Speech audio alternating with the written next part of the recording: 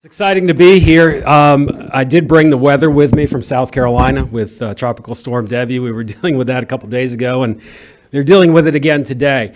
I am going to actually touch upon several things that have been discussed today and provide some answers to some questions that were brought up, some of the things that were brought up in previous presentations.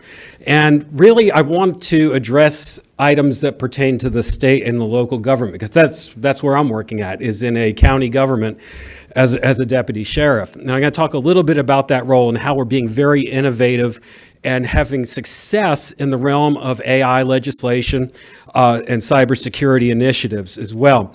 So some of the things I'm going to hit on in this presentation are legislation, public-private partnerships, the security aspect, accessing the talent that's in the private sector and helping the government sector, and using that to really keep our cities, our states, and our governments secure.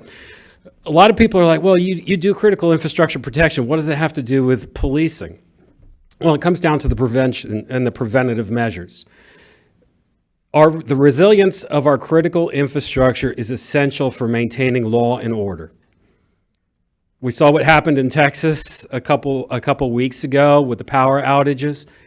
Crime started to increase because of the power outages in Texas. So for our government, for our state and local governments, our federal governments, it is essential for resiliency. And what you're going to see is that cyber and AI touch every sector, all 16 sectors of critical infrastructure. So a lot of times when people hear the word policing, they think of the first thing, calls for response, the patrol deputy, the person that's out there that is helping the citizen that needs help, or arresting individuals that are violating the law. That is one aspect of policing, but there's many other functions. We also have the investigative function, and then we have the prevention and crime suppression, which is what I'm involved in. And we've got a very unique program at the Richland County Sheriff's Department. It's called the Critical Infrastructure Protection Unit. It's been in existence for 8 years. It's grown. We're finally seeing the tip of the iceberg of it now coming up above the water. So it takes time for these things to build, and unfortunately, it takes certain events to occur to understand the importance of having this.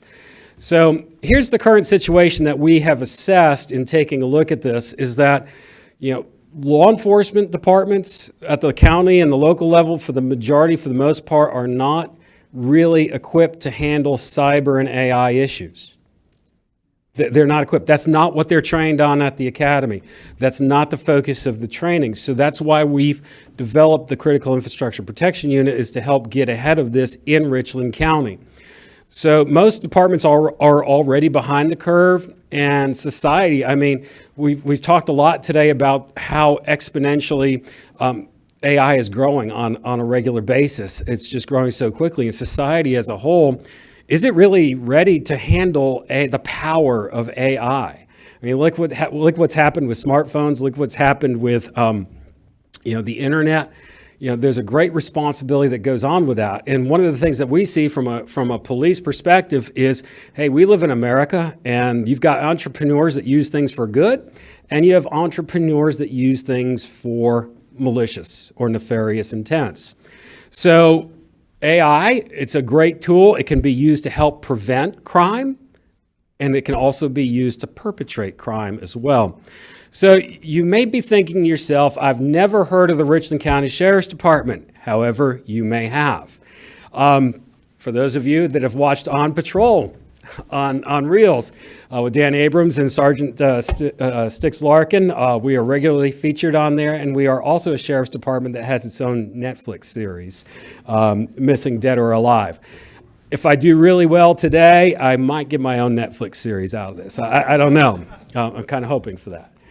But what is the Critical Infrastructure Protection Unit? And this really ties into a lot of the questions that were being asked this morning about public-private partnerships.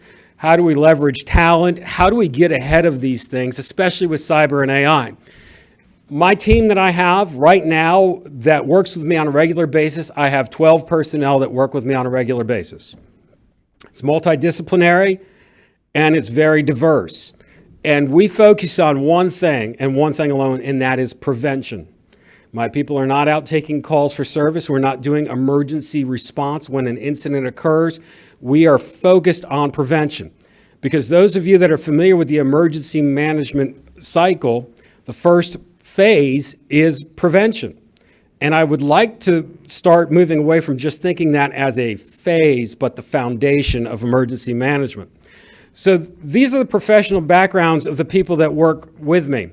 Army Special Forces, emergency management, education, both at the grade school and collegiate level, healthcare, Defense Intelligence Agency, protective services, criminology, business, health and environmental control, hazmat, and of course, cybersecurity.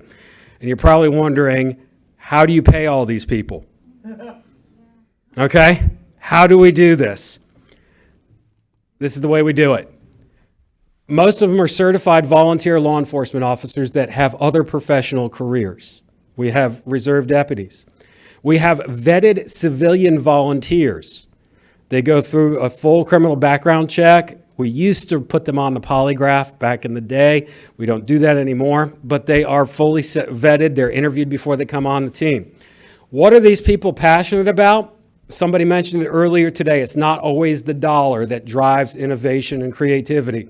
They are passionate about keeping the citizens of their county safe. They're concerned about their communities. They are also stoked about being part of a specialized team that makes a difference. And we had a lot of success stories. I'm going to share some of those in the cyber and AI. We also have to keep our eye on the ball with the physical security aspects as well. That's one of the things that I've learned is that you can become focused on one and negate the other. So we have to look at both of them. And that's kind of my job, is to make sure that that balance is there at all times, that we're looking at both. So as I said earlier, we focus on the prevention side. We work left of boom. That's the analysis and assessment and the remediation. Also, indications and warnings. That's when things get a little bit more exciting for us, when we start getting indications and warnings of potential threats. So really, if you think about it, what's it harder to do? Is it harder to go on the offensive, or is it harder to defend something? It's harder to defend because we have to be right 100% of the time. We have to outthink the bad guy, both in the realm of cyber as well in the realm of the physical security of what they're going to do. We have to outthink them. So, as I said earlier, cyber and AI touches all 16 sectors of critical infrastructure, every one of them. You cannot escape it. So, these are some of the initiatives that we've been a part of just this year. This is something with AI. It's been on the forefront of everybody's mind, and this is the legislation piece.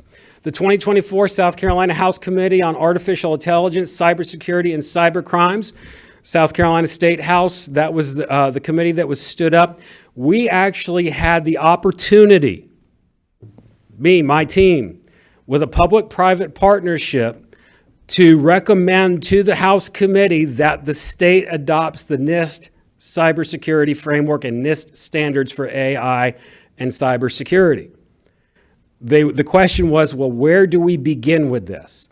Well, NIST has a perfect framework for that. So we recommended that's where they start with it, and that we adopt the federal standards. So currently, right now, during their last meeting, they stated that they're going to be considering this proposal to adopt the NIST standards in the state of South Carolina. The other thing, too, along with our private industry experts, we proposed increasing cybersecurity and AI security related training opportunities at the local level. This is one of the things that we've discovered, is that at the federal level, there's all of these great programs, resources, everything that's out there that you can adopt for your facility, your community, but a lot of people don't know that it exists, or they don't know where to get it. So that's where we've been working really hard, is we've been working as that bridge between the federal resources and bringing it down and adopting it to the local level and doing the training and the mentoring and the coaching at the local level. Again, the South Carolina State House Committee, they like this idea. So they've proposed enhancing state-level cybersecurity resources for local governments through the South Carolina Law Enforcement Division. So we consider that some major wins, being a county sheriff's department partnering with some cybersecurity and AI experts to bring that to the table. So here's some of the key takeaways that we discovered during this. The first one is local law enforcement needs to develop relationships with the private sector. That is key. All too often we've been, well, the police are over here, the private sector is over here. We really need to bring that together, and we've been seeing that in Richland County at the Sheriff's Department with what we've been doing with the Critical Infrastructure Protection Unit. The other thing that we discovered is that in cooperation with the private industry experts, we must have a seat at the table when formulating cybersecurity and AI legislation, which we did. We had the opportunity to do that back in January and earlier this year. So that public-private partnership, it's key. Okay, so let's talk about some more initiatives and what we have found in Richland County. As I said, the program, the Critical Infrastructure Protection Unit, has been around for 8 years. Now, with all those volunteers, I used to be worried. It's like, man, 8 years ago, am I ever going to have enough volunteers, or is there going to be one day where it's just me standing there? We've never had that problem. Never. The team keeps growing. There was a time where we were up to 20 people that were working with us, but we're at 13 right now, 12 to 13, and it's manageable at that point. We are currently also working to make this a replicatable program in other counties, not just in the state of South Carolina, but throughout the country. So, because it works. So, this January, we put up on the Richland County Sheriff's Department website, finally, after 8 years, the SIPU page. Well, you better believe within 30 days, we got a call off of that website, and it was for a cyber-related issue. So somebody did call the police about a cyber-related issue. It was a facility in Richland County where there are veterans. They used a community room that had a computer. It was a computer community room. And somebody contacted us because the system was running slow. Well, the cop in me is like, we need to check that out. Could be, when you've got veterans, could be espionage, could be something like that.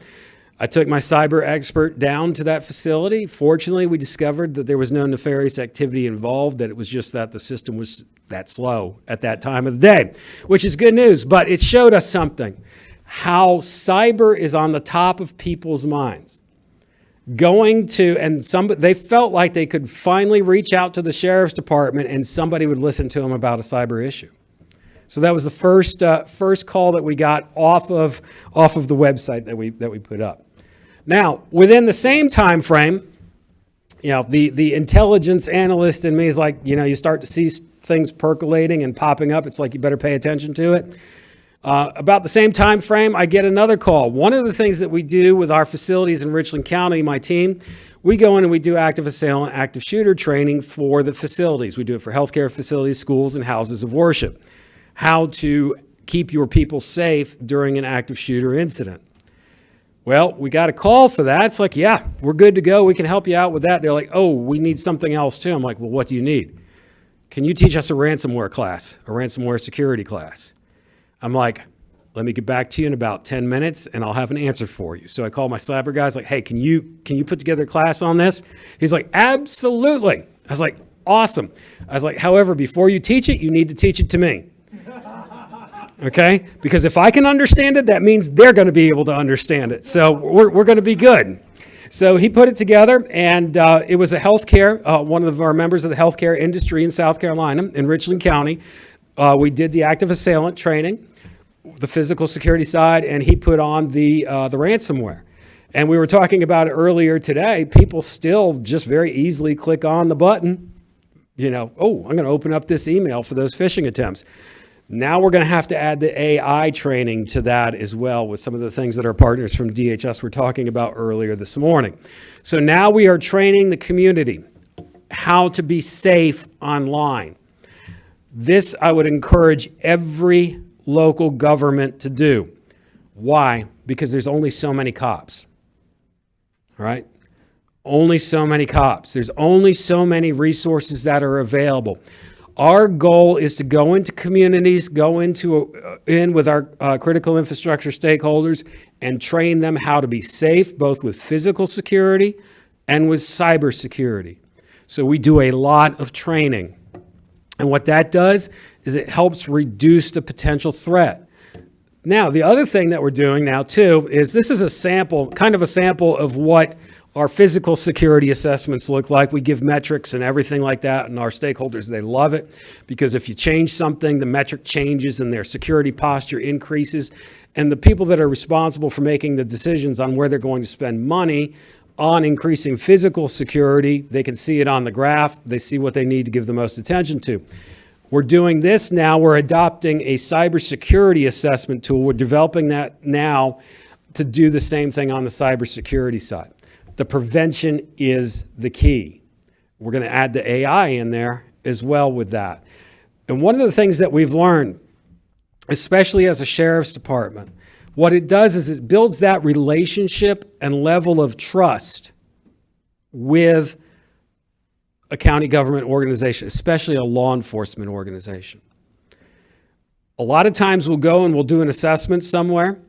What happened with our cybersecurity, it turned into a physical security assessment and a great relationship with that facility. And we do continually get calls on a regular basis about advice. Hey, we're thinking about doing this. Do you think this will work? So it's a constant mentorship that's going on. That's why I need 12 people that work with me. Okay. So these are the threats that we're seeing that are emerging for critical infrastructure in particular. The Internet of Things, disruption of essential services. We've seen a lot over the past couple of months, 911 centers being shut down because there was a disruption of services. That causes a problem. That impacts critical infrastructure. That impacts law and order. If deputies cannot respond or police officers cannot respond or calls for service go out, that's a problem. Deep fakes, which leads to more precise phishing scams. Facial recognition, targeting, stalking, ID fraud. These are all things we're going to have to start really focusing in on and looking at. And of course, the machine learning with VM sprawl, the hypervisors, how do you secure that? Those are all the challenges that we're looking at in the future. One of the things that we've always had at the forefront of our minds as the CIPU team is that by nature in the United States of America, we are very reactive. And we'll come up with a solution to a problem that happened 5 years ago, 5 years too late.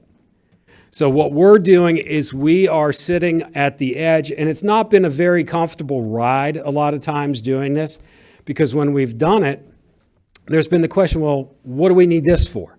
Why are we doing this? This isn't a threat. And then a month, year, several years later, the threat will be, it'll manifest itself. It's like, yeah, we already did the legwork on that. I was sharing at lunch an example of something from several years ago. On the physical security side, we had done the physical security assessment, the site assessment, and the site survey for one of our major venues in Richland County, which about a year or two after we did the assessment was the site for the Democratic National Convention. So when the teams came in for the Democratic National Convention, the assisting law enforcement agencies, they were like, okay, we need a site survey and site assessment. We were able to pull it right from the files, like we've got it done already. So it saved time in doing that, and we knew the lay of the land, and we were able to work very closely with the outside law enforcement agencies that came in for that so that they knew what the threats and the dangers were. So we were ahead of schedule on that. But at the time, it's like, well, why are you doing that? Well, we may need it in the future, and sure enough, we did. So it's not the here and now. So we're on the forefront and trying to stay on the forefront of what's coming in the future. So what we do for critical infrastructure protection is threat driven. And this is something that I tell my people all the time. We have to be right 100% of the time. That's a pretty hefty weight to bear. Using AI is going to help immensely in determining who or what the threat is. I have people with criminology backgrounds. For a time, I had a forensic psychologist that was on our team and would take a look at all the aspects of a potential threat to determine high, low, or medium. And we'd take a look at that. However, as with everything, when you're determining a threat, especially as law enforcement, there's constitutional rights that must be maintained. There's an ethic that's involved with it. So the question then becomes, and we've heard this several times today, is that the human element has to stay in the factor. It'd be great, man, it'd be great if we just type in, hey, who's the threat? It just print it right out and that's it. But it doesn't work that way, and it's not that clean. As you know, with data sets, it's the biases that are in there. We have to be very, very careful with that. So in looking at this, in looking at adopting these things and adopting AI to assist us with what we're doing on the prevention side, we're very in tune with what the ethics are that are involved with this and know that it's just a tool, that it's a tool to assist us to do our job even better. Because in police world, we have to articulate why we did what we did. We have to state why we took that action. Why did we arrest that person? Did it meet the threshold of probable cause? Or what was your reasonable suspicion for doing that? When we look at potential threats against critical infrastructure, whether it be cyber or whether it be physical, there has to be a level of reasonable suspicion to move further.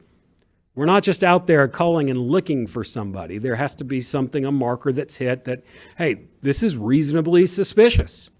Okay, somebody posts a threat online that they're going to go to work and they're going to hurt somebody. We just hit reasonable suspicion. So that's what we have to look at.